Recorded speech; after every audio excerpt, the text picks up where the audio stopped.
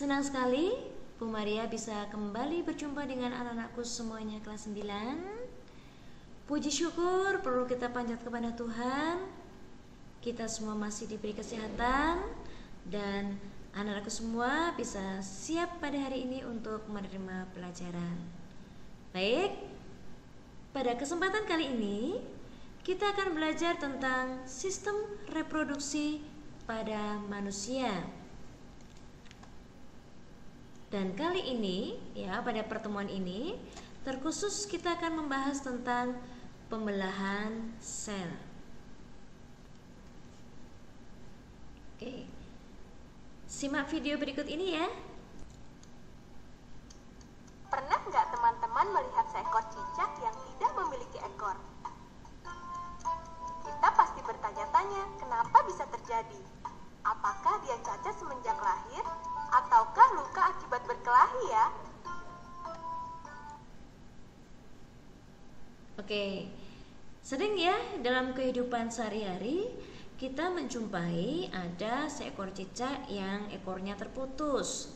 Biasanya mereka melakukannya karena untuk mempertahankan diri dari musuhnya.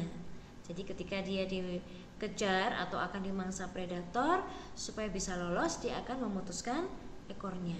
Itu ya, jadi bertujuan untuk melindungi diri. Nah, menurut kalian apakah ekornya itu akan selamanya terputus ataukah dia akan tumbuh kembali? Itu ya. Nah, hal itu akan kita pelajari pada materi kali ini. Itu ya. Nah, pertemuan kita hari ini akan membahas tentang KD 3.1, yaitu menghubungkan sistem reproduksi pada manusia dan gangguan pada sistem reproduksi dengan penerapan pola hidup yang menunjang kesehatan reproduksi. Nah, setelah nanti kalian mempelajari materi ini, menonton video pembelajaran ini, diharapkan kalian dapat 1. Mendeskripsikan fase-fase pembelahan mitosis dan meiosis. Yang kedua, menjelaskan ciri setiap fase pembelahan mitosis dan meiosis. Dan yang ketiga, menjelaskan karakter atau sifat sel anakan hasil dari pembelahan mitosis dan meiosis. Oke ya. Nah, kenapa pembelahan sel sangat penting bagi kelangsungan hidup semua makhluk hidup? Ada 3 alasan penting ya, mengapa sel itu mengalami pembelahan. Yang pertama,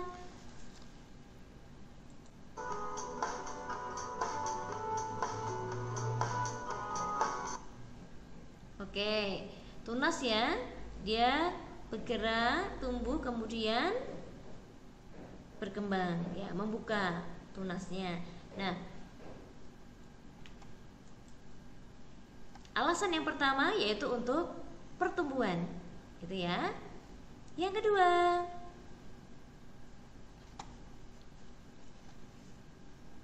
Namun jangan khawatir teman-teman, luka tersebut akan sembuh dan membaik. Perlahan-lahan akan membentuk ekor yang baru seiring berjalannya waktu. oke, yang kedua ya, ekor cicak tadi ternyata bisa tumbuh kembali.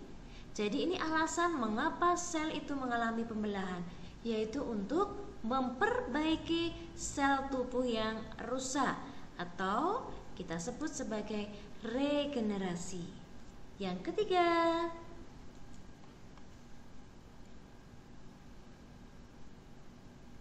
ya, ada ayam bertelur, ya. Dia bertambah banyak, berkembang biak. Ini alasan yang ketiga untuk reproduksi, ya. Jadi 3 alasan mengapa sel mengalami pembelahan, yaitu 1 pertumbuhan, 2 regenerasi, 3 reproduksi.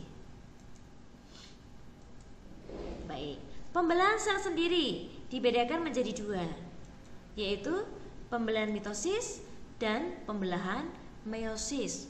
Apa tuh itu pembelahan mitosis dan meiosis? Di mana terjadinya? Yuk kita pelajari bersama. Oke, pembelahan mitosis. Tahapan yang pertama yaitu profase. Nah, apa yang terjadi pada profase? Oke, sebelum kita bahas profase ya, ingat bahwa pembelahan mitosis terjadi pada sel-sel tubuh. Nah, pada profase ini ditandai dengan kromosom yang mengganda. Kemudian membran inti mulai rusak menjadi bagian-bagian yang kecil. Kalau sudah, dia akan melanjutkan ke tahapan berikutnya, yaitu metafase.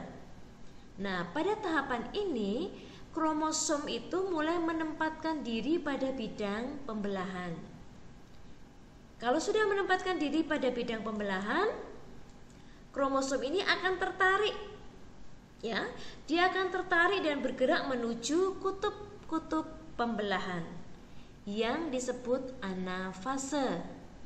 Selanjutnya, membran inti akan bergabung kembali dan akan terbentuk dua sel pada tahap telofase. Itu ya. Jadi, kalau kita lihat kembali tadi, dari satu sel induk akan membentuk dua sel anakan. Gitu ya. Nah, bagaimana ciri-ciri dari pembelahan mitosis ini? Oke. Sel induk ya, atau sel tubuh tadi sifatnya adalah diploid atau 2N. Setelah melalui proses pembelahan tadi ya, tahap-tahapan, akan menghasilkan dua sel anakan yang sifatnya sama seperti induknya, yaitu diploid atau 2N, atau disebut juga kromosom yang tetap berpasangan. Ya, jadi kromosomnya tetap berpasangan, maka disebut diploid atau 2N. Itu untuk pembelahan mitosis. Bagaimana dengan pembelahan meiosis? Kita akan lihat pembelahan meiosis.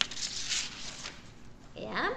Nah, pembelahan meiosis ini terjadi pada sel gamet atau sel kelamin. Apa toh itu sel kelamin? Sel kelamin itu adalah spermatozoa kalau untuk pria dan ovum untuk wanita. Bagaimana tahapannya? Sebetulnya tahapannya sama. Ada profase, ada metafase, ada anafase, ada telofase. Hanya yang membedakan pada pembelahan meiosis mengalami dua tahap, yaitu meiosis 1 dan meiosis 2. Kita lihat ya, pada meiosis 1 dulu. Ya, jadi kita sebut tahapan pertama adalah profase 1. Oke.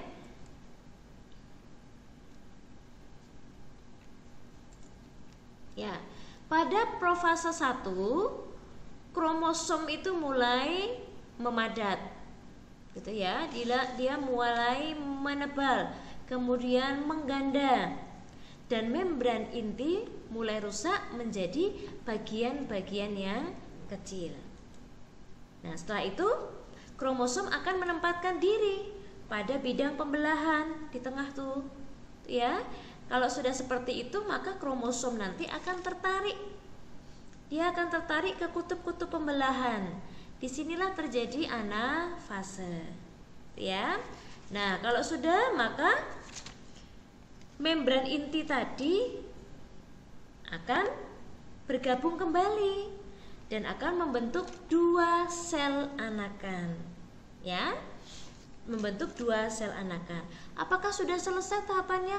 Belum. Untuk meiosis masih dilanjutkan lagi tahapan meiosis kedua, ya.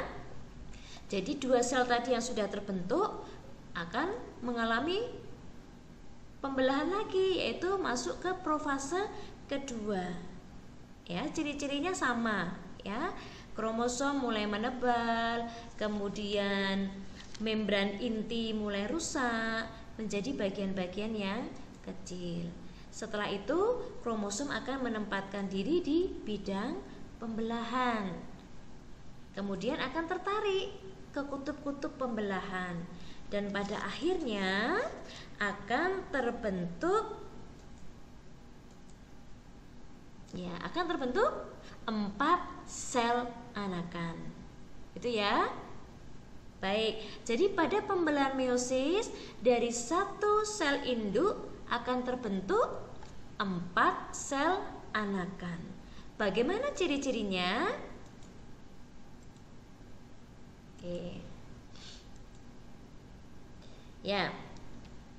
Keistimewaan dari pembelahan meiosis ini hanya terjadi pada sel gamet, seperti yang tadi sudah Ibu sampaikan, di mana sifat dari sel gamet ini ya bersifat diploid ya atau 2N, dan akan menghasilkan 4 sel anakan yang sifatnya adalah setengah dari induknya, sehingga jumlah kromosomnya berapa?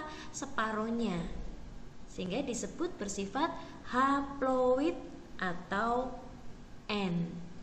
Gitu ya. Oke, dari penjelasan ini tadi diharapkan anak-anak semua bisa membedakan antara pembelahan mitosis dan pembelahan meiosis. Begitu? Ya, kalau kalian sudah memahami materi ini tentang pembelahan mitosis dan pembelahan meiosis, sekarang kalian lanjutkan ke penugasan. Oke, yuk buka SIM sekolah kalian. Lihat di situ penilaian KI 3 ya.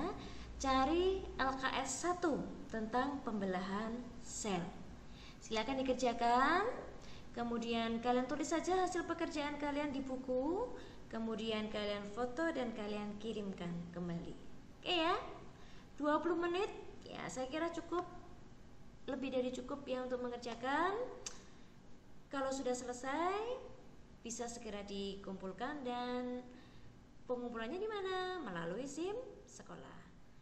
Oke, terima kasih anakku semuanya.